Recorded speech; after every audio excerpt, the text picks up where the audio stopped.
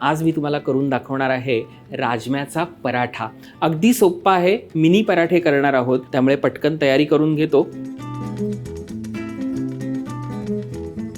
पहिले आपल्याला काय करायचं आहे, पराठ्यासाठी जे पीठ मळायचं आहे ना ते मळून घ्यायचं आहे। त्याच्यामुळे पाव किलो गव्हाचं पीठ घ्यायचं आहे। इथे मी घेतली आहे कसुरी मेथी, कुस्करायची छान हाताने। तसंच इथे मी ओवा घेतलाय, तोही हातावरती आपल्याला छान कुस्करायचा आहे। चवीनुसार मीठ घेऊया। पहिले आपल्याला कोरडं हे सगळं छान एकत्र करून घ्यायचं आहे। त्याच्यात आपल्याला एक मोठा चमचा तेल घालायचं आहे। पुन्हा आपण एकत्र करून घेऊया आणि आता थोडं थोडं पाणी घालून आपण मस्तपैकी कणिक मळून घेऊया।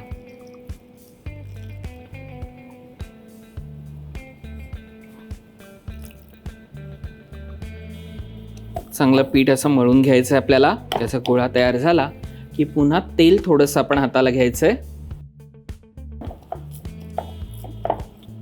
आणि एक 5 मिनिटं झाकण ठेवून आपण त्याला रेस्ट करायला बाजूला ठेवून देऊया।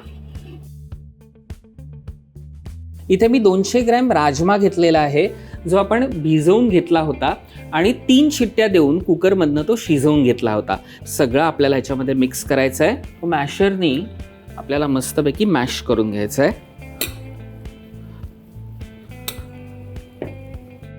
सो आपण हा मॅशरनी मस्त सगळा मॅश करून घेतलेला आहे।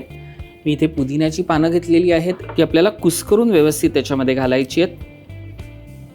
आता त्याच्यात जाईल कांदा, बारीक चिरलेली कोथिंबीर, साधारण 3 मिरच्या आहेत मोठ्या, त्यात जाईल लिंबू, यात जाईल गरम मसाला 1 पाव चमचा, धणा जिरा पावडर पाव चमचा, आमचूर पावडर पाव चमचा, चवीनुसार मीठ।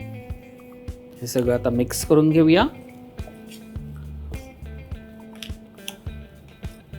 आतलं जे राजम्याचं फिलिंग आहे ते आपलं तयार आहे। एका बाजूला पीठही छान रेस्ट झालेला आहे।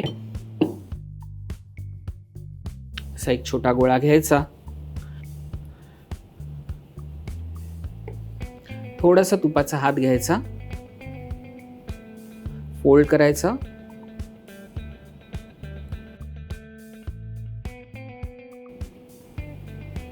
आणि असा छान त्याला रोल करून घ्यायचा।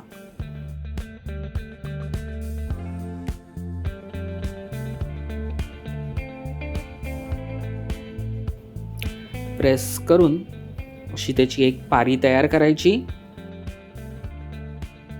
आणि मग त्याच्यामध्ये आपण राजम्याचं जे फिलिंग केलंय ना ते भरून घ्यायचं।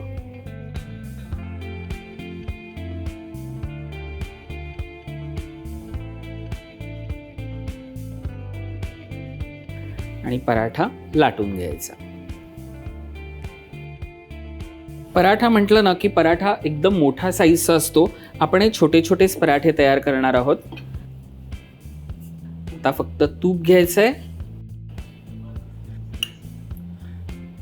आणि तुपावरती छान हे मिनी पराठे जे आहेत ते आपण दोन्ही बाजूनी छान असे खरपूस शेकून घेऊया।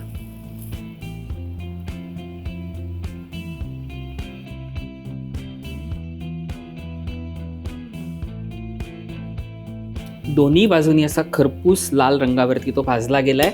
अशा प्रकारे सगळे पराठे छान तयार करून घेऊया।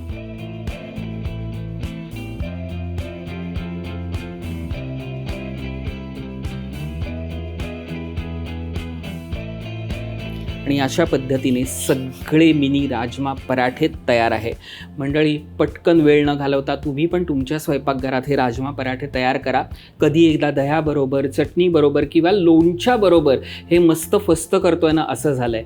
त्यामुळे रुचकर मेजवानी हा आमचा चॅनल लाईक, शेअर आणि सबस्क्राईब जरूर करा। पुन्हा भेटूया पुढच्या भागात। नमस्कार।